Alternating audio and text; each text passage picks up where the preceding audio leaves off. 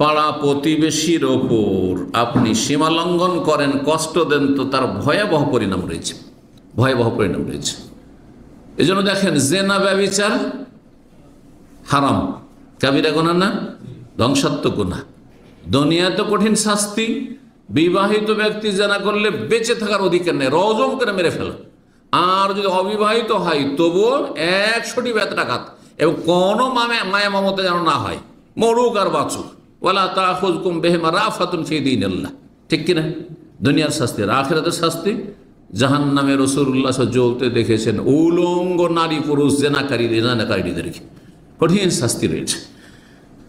কিন্তু যদি সেই জেনা আবার পাড়া প্রতিবেশীর সাথে হয়, পাড়া প্রতিবেশীর বউয়ের সাথে, পাড়া প্রতিবেশীর মেয়ের সাথে, মা বোনের সাথে, তাহলে আরো কঠিন শাস্তি।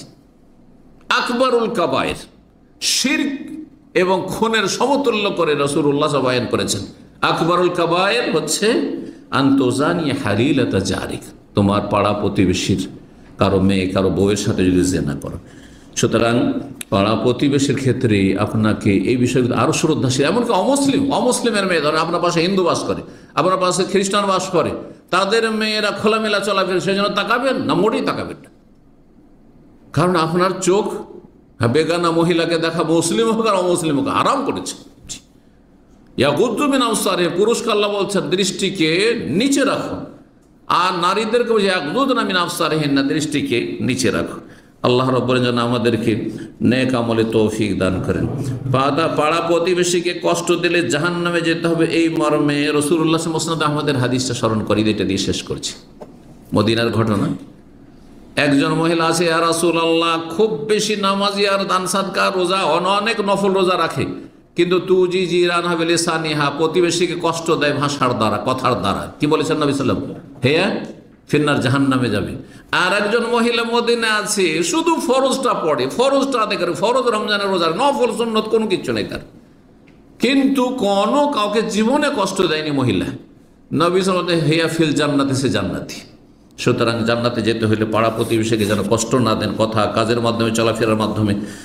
এবং যারা পাড়া প্রতিবেশীকে কষ্ট দেয় তাদের বিরুদ্ধে আল্লাহর সামনে গিয়ে অভিযোগ করবে, আসামের কাঠগড়াই সেই প্রতিবেশী হাজির করবে যে আল্লাহ আউয়াল খাসমাইনি ইয়াউমাল জারানে। নবী সাল্লাল্লাহু আলাইহি ওয়াসাল্লাম বলেছেন যে প্রথম বিবাদ, যেই বিবাদের কেস আল্লাহর সামনে ফাইল হবে, আসবে, তা হচ্ছে দুই প্রতিবেশী, একজন জালেম আর একজন মজলুম। সুতরাং কখন যেন জুলম না, পাড়া প্রতিবেশীকে কষ্ট দেবেন না গালমন্দের মাধ্যমে, বদদুয়ার মাধ্যমে, গীবত করার মাধ্যমে, চুগলখড়ির মাধ্যমে, অথবা কুধারণার মাধ্যমে, আর তাদের বিরুদ্ধে গুইন্দা গিরি করার মাধ্যমে, কোথায় যাচ্ছে, কোথায় আসছে, কখন যায়, কখন আসে।